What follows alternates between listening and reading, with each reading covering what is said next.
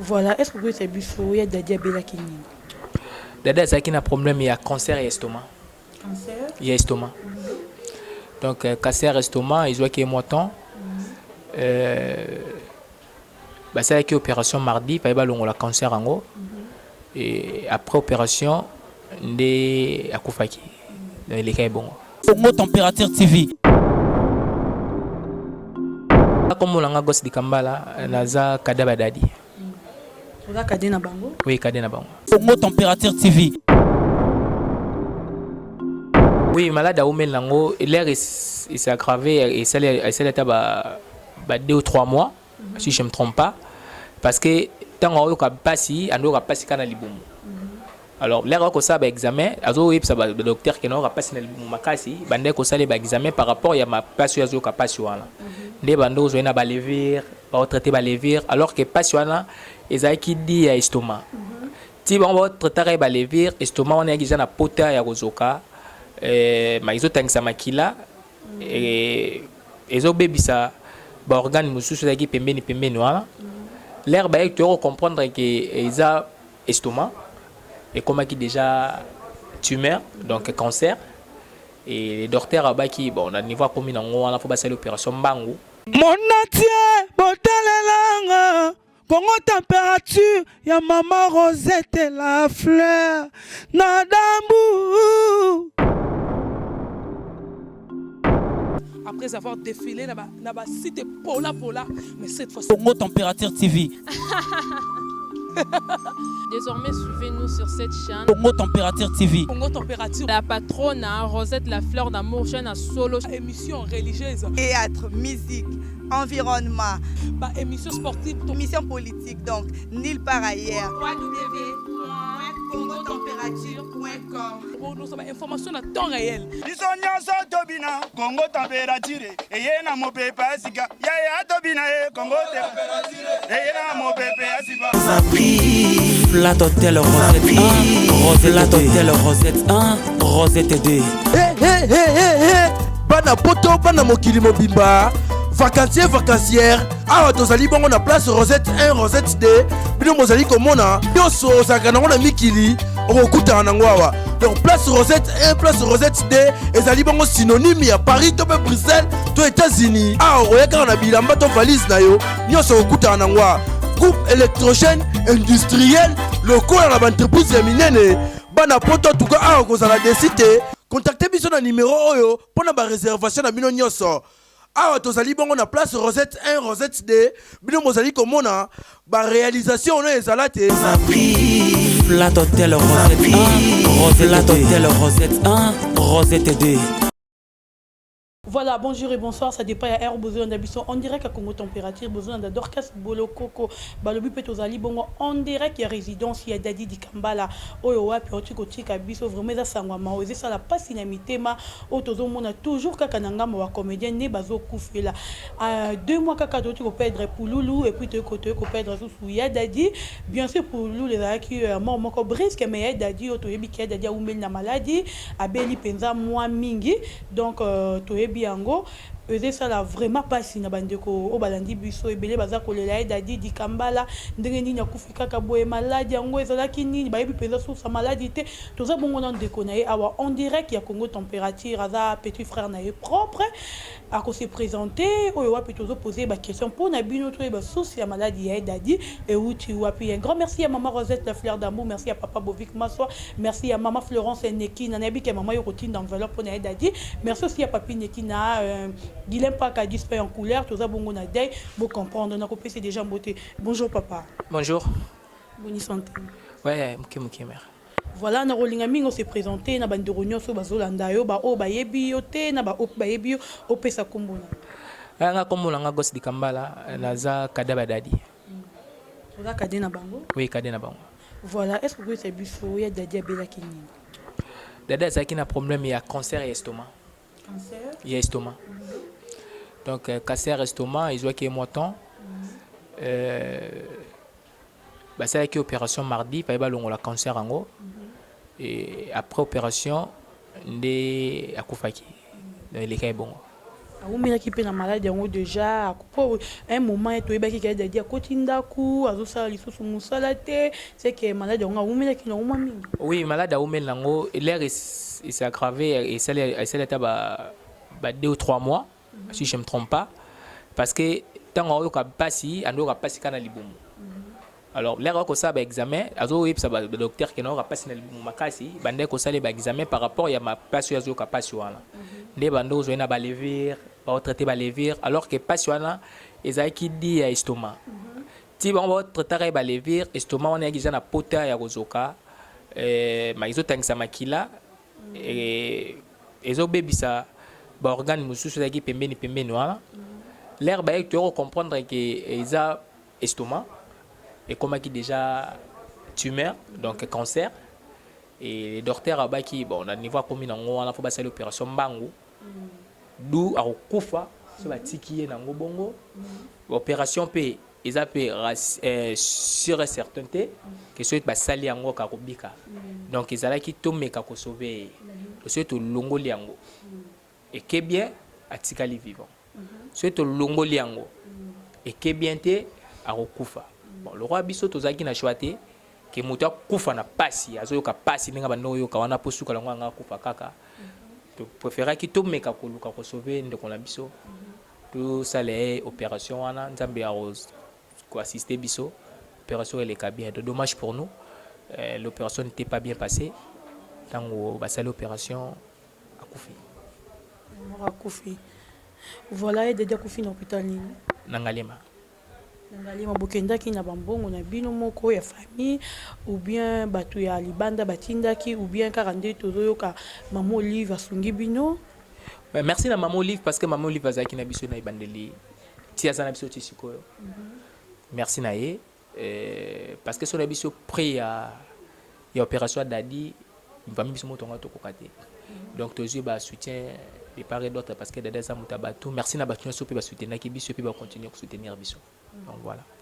Voilà, bino moboyo ki ya dadi akufi na cancer oyo wapi bomi mimi tina liwa totika ko interpréter oyo tozo ko interpréter que dadi akufi na sida dadi akufi na boy vraiment ezo sala bien te ezo sala pasi na motema.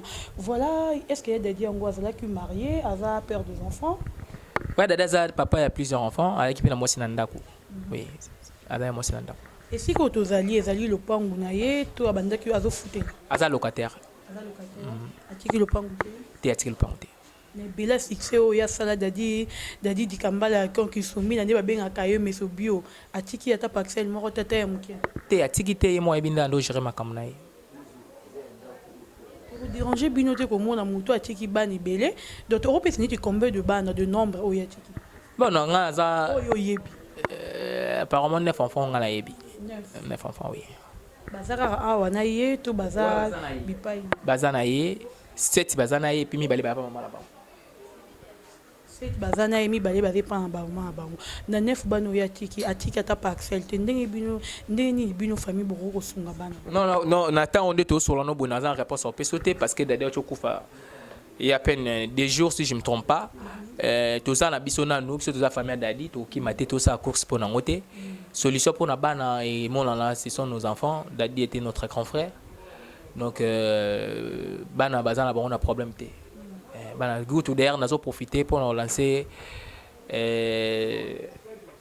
quoi bisa batunyo so oyo bazé bi ke na ngambo baza de partout pour dadi ndoko tambola oh non ça monique azana mwana dadi quelque part akokoya na famille to solo là betesa de neza nango to solo là to za pour so mwana te mais to yeba au moins que mwana zali telle place si s'agit que to zo ba soena eta na musika to bandoko zo mais numéro nangeza 49 67 820 donc 243 49 67 820 so bingo zo ngamo di kambala gosse directement oyebisinga préoccupation na yo puis to mona na to solo li to yeba ka ndeni na sala. Voilà, trouver barani abi koza précis bat bazo zelo mo libanda ya mingi okoko yetse biso ya dadi est-ce que maladie na ba comédien peut banda ko ya kotala ye ko sunga na quelque chose so même si au contraire c'est faux donc dadi je soutien butunyoso donc famille na ye même il y a ba comédien bazaki toujours tout près na ye donc azalaki mutabatu bande ko ya dernièrement ba mona ki sai fiston ba Blaise bayaka batunyoso bayaka na bango donc azanga mutu moko azanga ko yotala dada zate parce que ayé na problème mutu te donc batutu bandoya témoignage ni na malo ya malamu otikali na opona yana donc dadi était naturel ndaki kozala problème na batute likambo nyonso pa na ye bandoza toujours na solution aza koseka ere nyonso donc vi na ye ya théâtre yango ando mema na ndako na ye na famille na biso nyonso bandozala soki ye ye osentir ke dadi aye bokotonga na ye donc atongi boseke po akei donc voilà donc naza ba bonne souvenir na ye ebele programme matanga to poto mona ki lobi réunion et salamaki réunion et salamaki lobi à matanga o wapi to moni papa masumu alobaki est-ce que ba pesi déjà programme na programme ezanamte bango nde ba comédie ba saki ba réunion wana eza peut-être première réunion to solo la famille ba solo la biso famille et puis to yeba nde bon ba zo décision na biso ne to zo décision on reste en contact nga de la presse de Tibino donc ceux qui information moi c'est que ça to bengala na opesa bino c'est pas un problème tout s'attendre té na ndenge dadi dikambala kufi mambo ekoma ke pa ya ba polulu rekoma sous c'est pas dadi dikambala té non je pense pas parce que déjà moni dadi kufi ça fait 2 jours déjà lobby déjà ba côté première réunion donc bazo linga ba meka ko sala pe ndenge musu par rapport ya ndenge salama qui peut-être bien té ya polulu ba meka ko changer ndenge ya bango salela c'est peut-être yango moni lobby ba côté réunion et puis dadi azani mutabate belé na réunion na ba comédien ka te bat bazalaki batadadi pe mususu bazalaki donc je sais que bazo sala ngo mwambango pour que basala le kamwa bien voilà yombino moko bolandi boyoki oyo wapi za ndeko dadi kama chado discorrect ça se voit qu'à pressé ça sert à rien kokangaye voilà réunion ba comédien basali to na tout pe beto s'attendre na opulu moi ça pulu la salaki lelo maman oyo tikali na nef bana oyo bino boyebi to ti pe kolanda appel na yo sali na bana ba maman nyoso oyo de dadi aboto na bango parce que famille retenait et reconnaît 9 enfants au dadi atiki lelo maman ndinga za boye bokotikela ye ndako oyo ya vandi to bokotika pe liberté azonga na famille na ye ça makamba solo là tout dépend pas de nous non tout dépend pas de moi aussi on a une grande famille Gisèle ici a sa famille aussi donc ça makambo to vanda to solango Gisèle peut encore trop jeune et elle peut toujours continuer à faire sa vie elle est obligée de comme côté. Bon, bah, chance, c'est la opportunité, on ne peut pas lui fermer. Bon, la décision revient à elle. Il doit aussi décider. Si elle trouve que non, on a pas la botina d'adi, j'ai supporté bango, on a pas la mobilité, on est dépendant naï. C'est pas au monde que non, famille boti kanga ina kende nanga la sala vie nanga, mais bon soutenir nanga pour na bana, tout ça ndeni pour na bana. On peut toujours les faire, les amarambo photo sur lango. Na yé na famille na yé, mais décision où t'as pas na yé moko ya suka, parce que yé monde de m'colon soto. Donc on a mam toko sur lango même pas si quoi. Tout ce makamno c'est sili to sur lango. Il y a dadi ba boti combien de 5 enfants aussi, 5 enfants. Oui, il y a dadi ba boti. Oui, 5 enfants. Voilà, batuba retenir nini puis message na yo ya suka na peuple mobimba oyo ezuli ba kwa kolanda. Là tu déjà repé ça déjà ko ça batunyo so merci au bando soutenir biso na bandeli pe ba soutenir so na suka ba merci na bango. Merci na bino pe na presse ndenge bo bando ko soutenir dadi de. Le bo bengana ba journaliste. Non, le bengana ba journaliste non ngamo na za journaliste maman na ngai na sala ka ba chaîne munene pas Vincent Chiluizi la voix du peuple za chaîne munene. Donc ben mission na ngai soko tali omona na saka ba 100,000 vues kuna naza na chaîne nanga moko pe et sala ba 100,000 vues canal 1 soko côté omona et saka ba 100,000 vues donc to lia kaka wana donc pas Vincent Chiluizi c'est mon cousin na saka ba mission ba tribunal soko tali omona na sala il y a d'autres missions pe na sala particulier na zupe mission na sali côté kuna pe batali donc sous neto so lano bata poto ba yimo na zoloba donc na bengana ki ba journaliste était seulement quand que bino botangi ba classe yango boyebi nde ezalaka moi ça dada za na choc mobile na chokufaka lobby na pesa une opportunité ngalo na yambi yoti lobby na yambe ba journaliste mususu sur côté na internet au monde ke ba bazwaki ba image na nga na lobby donc essaye bango soit question peut-être botu na nga za journaliste ndeti bino na mobile je peux vous répondre ba question na bino mais bana basi baza na choc moi ça dada za na choc filmer les a promis mais poser question parce qu'on peut répondre moi ça m'a étonné la classe en tout temps on peut yande ni moto na micro aux autres obligé à loba ndé na c'est que non tu peux pas lui obliger bima libanda parce que filmer les a problème mais si on comment poser question zande toujours tu besoin meli mutana na passe mbala kufika lobby à répondre au nini ndé na c'est que bon on comprend bima mais tout tali ba mais émission précédente les cas qui lobby au monde qui moi ça dadi bato ba ya qui correspecter makambo na pesa ki bango bazwa ki image na ya zo le mbali na calmement et qui nango mais soko ye siko na esprit que non yo comme obligé muta kufeli mobali na ka luba na yo kaka nga ondi mango te pesa ki rozo comprendre te bima libanda parce que dadi kufeli lo pour lo to kufa avant et biso pe to kenena ba micro ka boye biso pe to kenena ba caméra. Même quand la mais j'ai des journalistes au Bakendaki, tu vois. Mais Bakendaki, que non, moi ça pour le loba, to filmer, to bima. Tant il y a un loba comme ça. Mais on m'a dans pas si on a m'a bal na kufika lelo, yo il est micro loba. Voilà, merci beaucoup. Il y a un numéro sur le contact Bandela, na bandeko ba ville ba quoi kolanda peut-être ba besoin bas na mo mukie tera azape mutu munene ya dadi automo déjà information l'équipe même la RTNC vraiment merci pe na gouvernement na biso ils ont ça la biso vraiment bien comme on a artiste moi munene sera kufi bozo l'exapenza ba information ti na ba télé munene et ça aussi la biso bien numéro na ya contact 243 94 67 820 243 89 67 820. Merci. Voilà, merci beaucoup na bande de cognos oyo bolandi biso Shadrach Disquarette, je crois Shadrach. Oh là là.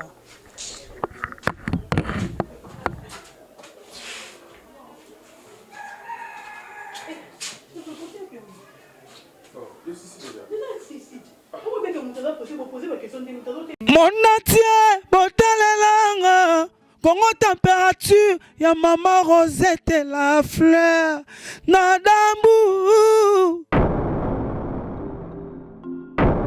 Après avoir défilé, là-bas, cité Pola, mais cette fois-ci. Congo Température TV.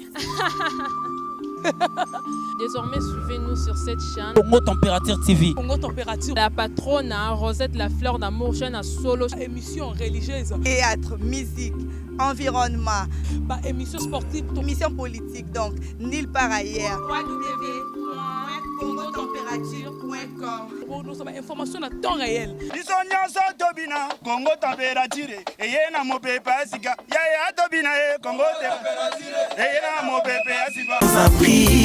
Flat Hotel Rosette 1, Rosette 1, Rosette 2. Bana poto bana mokili mobimba vacancière awa tozali bongo na place Rosette 1 Rosette 2 bino mozali komona nyonso ozalaka nango na mikili okokutana nango awa donc place Rosette 1 place Rosette 2 ezali bongo synonyme ya Paris to pe Bruxelles to États-Unis awa oyakaka na bilamba to valise na yo nyonso okokutana nango awa groupe électrogène industriel lokola na baentreprise ya minene bana poto tuka awa kozala desite contactez biso na numéro oyo mpona baréservation na bino nyonso awa tozali bongo na place Rosette 1 Rosette 2 bino mozali komona baréalisation oyo ezala te Flat Hotel Rosette 1, Rosette 2.